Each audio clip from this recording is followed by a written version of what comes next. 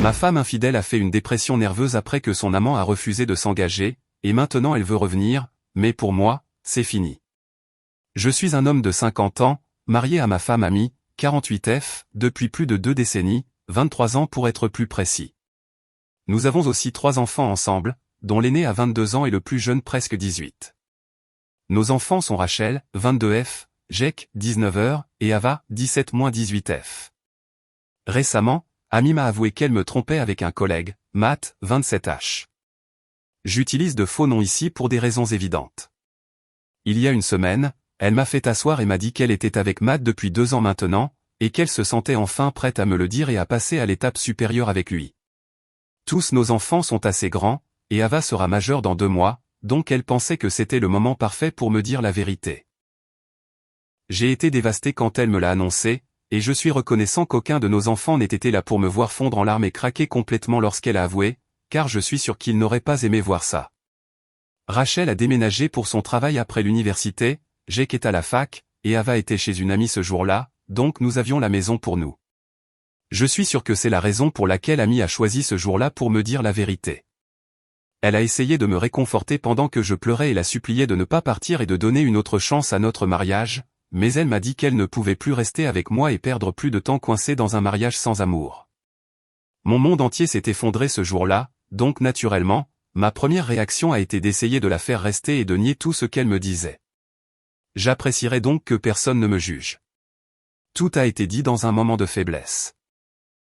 Je me suis laissé sangloter pendant une demi-heure avant que la réalité ne s'impose enfin et que je parvienne à me ressaisir.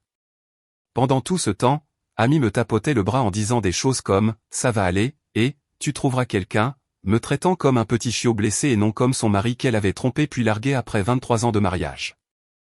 Une fois que je me suis ressaisi, je me suis levé et je lui ai dit de quitter la maison parce que je ne voulais plus d'elle dans les parages. Quand j'ai dit ça, elle a été visiblement surprise que je sois passé de la supplier de rester à lui demander de quitter la maison, et pour être honnête, moi aussi.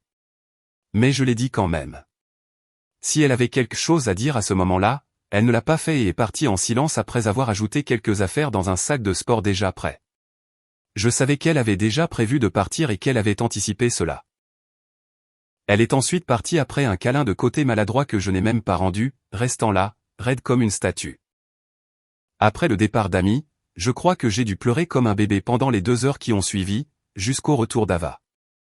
J'étais anéanti et je ne savais plus quoi faire de moi-même, car mon mariage s'était effondré et, pire encore, la femme que j'aimais plus que ma propre vie m'avait trompé, et avait continué à le faire pendant 2 ans avant de finalement me le dire. Elle ne pensait même pas qu'il y avait quoi que ce soit de mal dans ce qu'elle avait fait, car après sa confession, elle n'arrêtait pas d'agir comme si ce n'était pas grave et n'essayait de me réconforter que parce qu'elle se sentait probablement mal à l'aise de rester assise en silence pendant que je sanglotais. 1 million de choses tournaient et tournent encore en boucle dans ma tête, mais au moins, je me sens considérablement plus stable maintenant qu'une semaine s'est écoulée et que j'ai réussi à me ressaisir pour le bien de mes enfants, sinon pour moi-même. Je dois très certainement être fort pour eux, car cela a été un choc énorme pour eux aussi. Quand Ava est rentrée ce jour-là, elle m'a trouvé endormi sur le canapé, et quand je me suis réveillé, elle a pu voir que j'avais pleuré parce que mes yeux étaient tout rouges et gonflés. Elle m'a demandé ce qui n'allait pas et où était sa mère plusieurs fois avant que je finisse par lui dire. Je savais que le dire à voix haute rendrait les choses réelles et que je finirais par pleurer à nouveau, mais je lui ai dit la vérité et j'ai inévitablement fini par sangloter encore un peu, ce qui était un peu embarrassant, mais au moins Ava était là pour me réconforter, et c'était sincère. Elle était tout aussi choquée que moi quand je l'ai découvert pour la première fois. Je n'avais pas les idées claires à ce moment-là, donc je n'avais encore rien dit à personne. Mais Ava a passé plusieurs appels et a réussi à informer ses frères et sœurs, leur demandant de rentrer à la maison dès qu'ils le pourraient. Elle a aussi prévenu son oncle, mon frère Eric, 45H, pour qu'il puisse venir nous aider. Mon frère Eric est toujours célibataire par choix, mais c'est un type solide et je savais que je pouvais toujours compter sur lui si j'avais des ennuis. Il m'a prouvé que j'avais raison en se présentant chez moi quelques heures après l'appel d'Ava, même s'il habite assez loin. Il savait que j'avais besoin de reposer ma tête et de faire le deuil de la fin de mon mariage et de la vie telle que je la connaissais pendant quelques jours, alors il a emménagé avec nous pour nous aider à prendre soin de nous tous pendant les jours suivants. Cela fait 1 semaine et il est toujours là, ainsi que tous mes enfants. Nous essayons tous de faire face à cela ensemble et de donner un sens à la situation, car cela ressemble encore un peu à un cauchemar dont je n'arrive pas à me réveiller. Je ne pensais pas que le départ d'Amy aurait un tel impact sur moi et ma santé mentale, mais je pense qu'Eric a eu raison de prendre cette décision et d'emménager, car je suis vraiment perdu depuis son départ et je n'arrive même pas à me lever le matin. Donc oui, je crois que j'ai besoin de toute l'aide possible. Mes enfants sont aussi incroyablement gentils, et j'en suis reconnaissant. J'ai parlé de tout à mon avocat et nous nous préparons maintenant à l'inévitable divorce. Je n'ai pas encore moi-même demandé le divorce parce que j'attendais qu'Amy m'envoie les papiers, et c'était étrange que cela ne soit pas encore arrivé. Mais hier soir, j'ai découvert pourquoi elle n'a pas encore demandé le divorce, même si elle m'a dit qu'elle me quittait.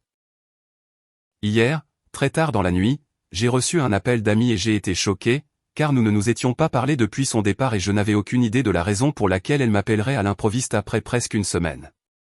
J'ai répondu à son appel, elle avait l'air en détresse et je savais qu'elle avait pleuré. Elle a demandé des nouvelles des enfants et je lui ai dit qu'ils étaient tous là, ainsi que mon frère. J'ai essayé de dissimuler mon inquiétude de mon mieux, car je ne voulais pas qu'elle sache que je me souciais encore d'elle. C'était et c'est toujours le cas, mais je ne voulais tout simplement pas qu'elle le sache. Après qu'elle ait demandé des nouvelles des enfants et que j'ai répondu aussi sèchement que possible, elle s'est mise à pleurer au téléphone, ce qui m'a surpris, car je ne m'attendais pas à ce qu'elle craque.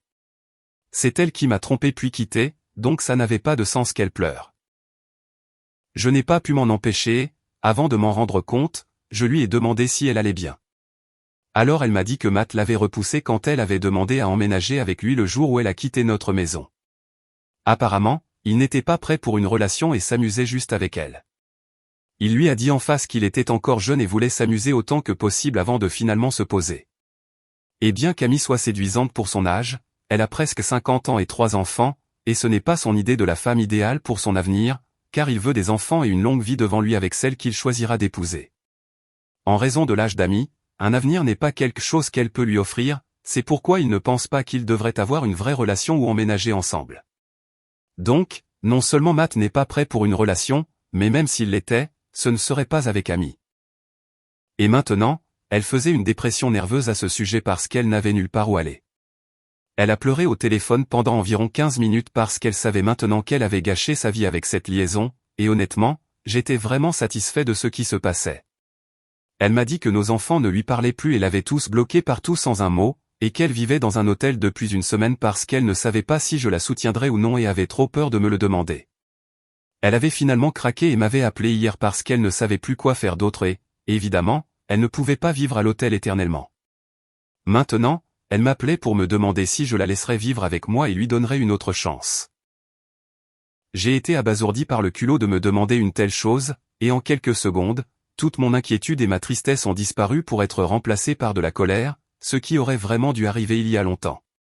Je lui ai dit tout de suite qu'il n'y aurait pas de seconde chance pour elle, tout comme elle ne m'en avait pas donné une, et que j'étais content que cela lui arrive parce qu'elle méritait chaque parcelle de cela pour ce qu'elle avait fait.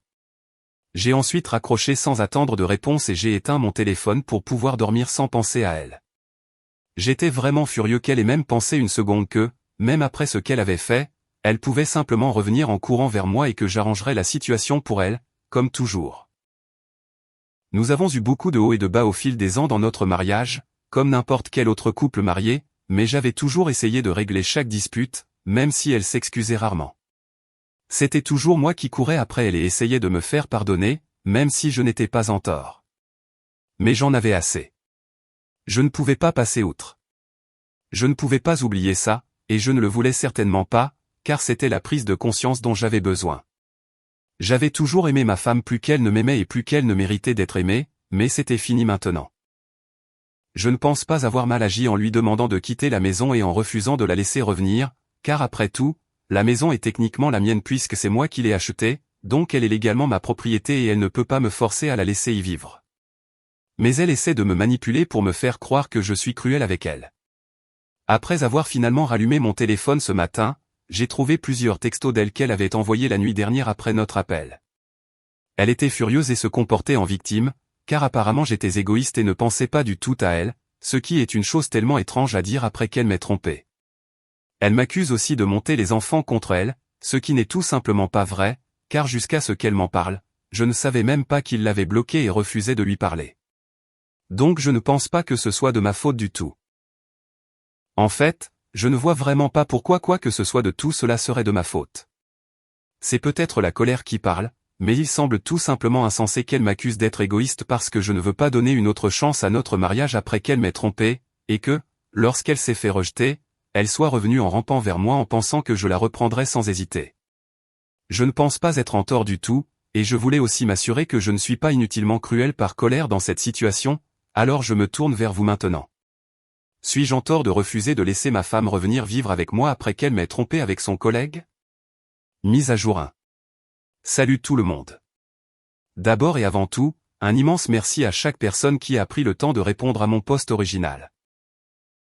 Je suis vraiment reconnaissant d'avoir fait ce post et d'avoir réalisé à quel point j'étais manipulé par Amy, car elle m'a fait douter de ma décision de ne pas la laisser revenir dans ma maison et dans ma vie. J'avais certainement des doutes et j'aurais faibli si je n'avais pas posté ici. À tous ceux qui ont répondu, merci beaucoup. J'apprécie, et je pense que vous m'avez sauvé d'une autre vie de misère absolue et de méfiance qui aurait été inévitable si j'avais décidé de pardonner à Amy et de me remettre avec elle. Mais oui, j'ai retrouvé mes esprits maintenant et je sais qu'elle ne mérite absolument pas de seconde chance. Cela fait quelques jours depuis mon post original et elle m'envoie beaucoup de textos pour me persuader de la reprendre et à essayer presque toutes les tactiques, de la culpabilisation à la manipulation. Elle s'excuse régulièrement en disant qu'elle a fait une énorme erreur en ayant une liaison extra-conjugale et qu'elle fera de son mieux pour se racheter. Je ne sais pas pourquoi exactement elle pense que je la reprendrai malgré sa liaison, car ce n'est pas juste une petite dispute et elle prend les choses beaucoup trop à la légère. Elle ne réalise toujours pas l'énormité de ce qu'elle m'a fait, et je doute fort qu'elle le comprenne un jour. Je me sens beaucoup mieux maintenant, alors j'ai renvoyé Rachel et Jake pour qu'ils puissent reprendre leur vie normale. Ava vit toujours avec moi et prend de mes nouvelles de temps en temps, ce que j'apprécie, mais je lui ai dit de ne pas me laisser l'empêcher de sortir, de s'amuser avec ses amis ou de faire tout ce qui lui apporte de la joie.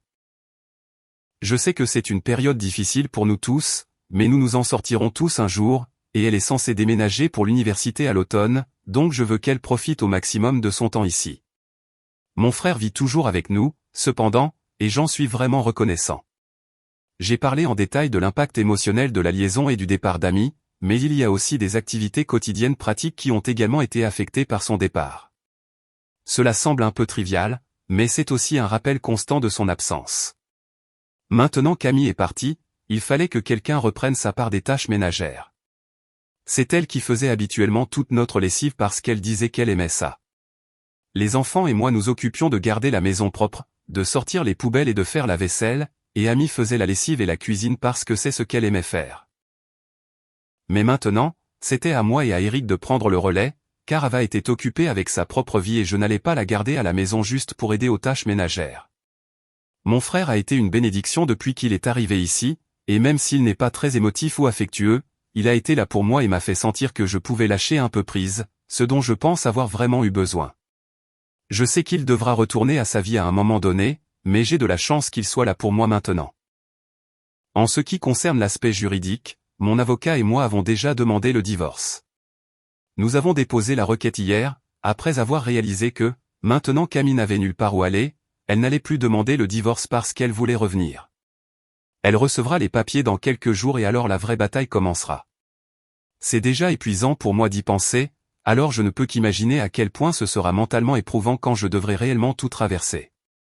Je n'ai jamais imaginé que je devrais divorcer, et pourtant nous y voilà. C'est un sentiment horrible, mais il n'y a plus rien d'autre que je puisse faire. Au moins, je saurai que j'ai fait de mon mieux pour maintenir le mariage intact et que ce qui se passe en ce moment n'est pas de ma faute. C'est la sienne, donc je n'ai pas besoin de me sentir mal à propos de ce qui s'est passé. Je suis aussi reconnaissant que mes enfants soient tous grands maintenant, car je ne pense pas que j'aurais pu gérer une bataille pour la garde en plus du divorce. Mise à jour 2. Amy a reçu les papiers du divorce aujourd'hui et je ne pense pas qu'elle l'ait bien pris, si l'on en croit les textos qu'elle m'a envoyés. Je ne l'ai pas bloqué parce que je n'ai pas encore trouvé la force mentale de couper les ponts entièrement, mais je le ferai bientôt. Elle m'a envoyé plusieurs messages abjects sur les choses qu'elle souhaite qu'il m'arrive, car selon elle, c'est moi qui ai ruiné sa vie et je me venge simplement d'elle pour avoir essayé de s'amuser un peu afin de se distraire de sa vie ennuyeuse et monotone. Elle m'a dit que j'ai presque 50 ans et que ça se voit, et qu'elle voulait juste changer d'air. Le fait que je fasse mon âge est juste, car j'ai arrêté d'aller à la salle de sport il y a des lustres et je perds mes cheveux, mais je pense que c'est simplement parce que, comme tout être humain normal, je vieillis aussi. Je suis le père de 3 enfants et presque tous sont adultes maintenant, donc je pense qu'il est naturel que je fasse mon âge. Ce n'est même pas comme si j'étais Léo obèse. Je me suis maintenu en forme pour mon âge, mais si elle veut que j'ai la même apparence que lorsque nous nous sommes mariés au début de la vingtaine, ça va être un problème. Je ne pense pas qu'il soit humainement possible d'avoir le même âge, à moins d'être une célébrité et de pouvoir se permettre de passer tout son temps et son argent à entretenir son apparence au fil des ans. Bien sûr qu'elle trouve Matt plus attirant physiquement que moi, mais c'est là qu'intervient l'engagement conjugal. Si elle n'a pas pu exercer de contrôle sur elle-même et s'est jetée sur le premier jeune homme qu'elle a trouvé attirant, ce n'est pas de ma faute. C'est un peu pathétique qu'elle essaie encore de rejeter la faute sur moi et de faire croire que ce qu'elle a fait était normal et que j'aurais dû être celui qui s'arrange, mais c'est juste sa nature, je suppose. Ce n'est que maintenant que je vois enfin tous les signaux d'alarme que j'ai ignorés pendant plus de 20 ans par amour pour ma femme. Mais maintenant qu'elle est ma future ex-femme, je réalise quel genre de personne elle est, et je me sens comme un idiot de n'avoir jamais rien reconnu de tout cela auparavant. J'aurais dû le savoir, mais j'ai choisi de tout ignorer parce que j'aimais Amy, et même maintenant, quelque part au fond de moi, je sais que je l'aime encore, ce qui est pathétique et embarrassant à admettre, mais je ne peux pas m'en empêcher. C'est vraiment ce qui m'a empêché de la bloquer et de couper les ponts entièrement jusqu'à présent, mais je prie juste pour trouver la force de le faire assez tôt, car je ne pense pas pouvoir supporter sa folie plus longtemps. Je ne veux plus voir cette facette d'elle, quelle qu'elle soit. Je ne l'appellerai pas son côté diabolique, parce que ce qu'elle fait va au-delà de ça. C'est cruel au point d'être hilarant, si c'est même possible. Mise à jour 3. Il y a eu un retournement de situation très ironique, mais heureusement, cela ne m'affecte pas directement. J'ai appris de ma fille Rachel il y a quelques heures qu'en ce moment, Amy a un drame en ligne avec Matt, car hier, elle a posté un long message furieux sur la façon dont Matt l'a fait marcher pendant 2 ans pour finalement la larguer parce qu'il ne voyait pas d'avenir avec elle. Maintenant que j'y pense, c'était assez stupide de sa part d'abandonner sa vie sans même avoir discuté de ces choses avec lui d'abord. Je ne suis pas un tricheur, mais au moins, elle aurait dû réfléchir avant de se lancer tête baissée dans toute cette histoire de relation avec Matt et au moins lui demander s'il voulait les mêmes choses. Pour en revenir au post, quelques autres collègues féminines ont également commenté ce message et ont dit qu'il avait aussi été impliqué avec elle. En gros, ce type était le matelas du bureau et n'avait jamais aimé Amy du tout. Je ne croyais pas au karma avant, mais c'est le karma dans toute sa splendeur, et je n'arrive pas à croire que cela lui arrive. Je l'ai bloqué, et Rachel aussi, mais elle l'a appris par une de ses cousines qui a évidemment toujours Amy dans ses contacts, car nous n'avons pas encore annoncé notre séparation au reste de la famille. Mais je pense que ce post en soi fait bien le travail. Je vais bientôt le dire à ma propre famille, mais avant ça, je veux juste savourer le drame dans lequel elle est empêtrée et prendre du recul pour admirer le merdier dans lequel Amy s'est fourrée. Ce Matt mérite vraiment une salve d'applaudissements, car je ne peux vraiment pas imaginer quelqu'un capable de gérer plusieurs liaisons dans le même bureau pendant plus d'1 an. Je le détestais au début, quand j'ai appris qu'Amy me trompait avec lui, mais maintenant, je pense que je commence à l'apprécier. Je pourrais même le féliciter et lui dire « bien joué » ou quelque chose comme ça. Je ne sais pas. Tout ce que je sais, c'est que c'est la revanche parfaite pour ce qu'Amy m'a fait, et c'est vraiment un exemple parfait des répercussions de l'infidélité et de la ruine de sa vie parfaite juste pour un peu de plaisir, comme elle l'a dit elle-même. Au moins, je serai bientôt sorti de ce gâchis dans sa vie, et j'ai hâte que le divorce soit prononcé à ce stade. Mise à jour 4. Cela fait un peu plus d'1 mois depuis mon post original et nous sommes actuellement en phase de négociation pour l'accord. C'est incroyable de voir comment je la regarde maintenant et ne ressens absolument plus rien pour elle. Elle me sourit parfois pendant les réunions et essaie de me parler après, mais je fais de mon mieux pour l'éviter et garder mes distances. À ma connaissance, elle vit maintenant chez une amie et a été licenciée de son précédent emploi, mais je ne pense pas que je devrais lui verser de pension alimentaire en raison de l'aveu très public de son infidélité sur Facebook. Grâce à sa croyance délirante que Matt serait sérieux avec elle à un moment donné, je n'ai même pas besoin de prouver qu'elle a triché, car elle a fait tout le travail pour moi.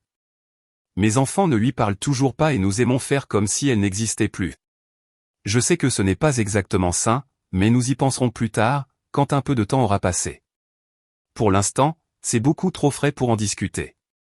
Émotionnellement, je vais beaucoup mieux que lorsque j'ai posté ici pour la première fois, et je sais que ça ne fera que s'améliorer avec le temps.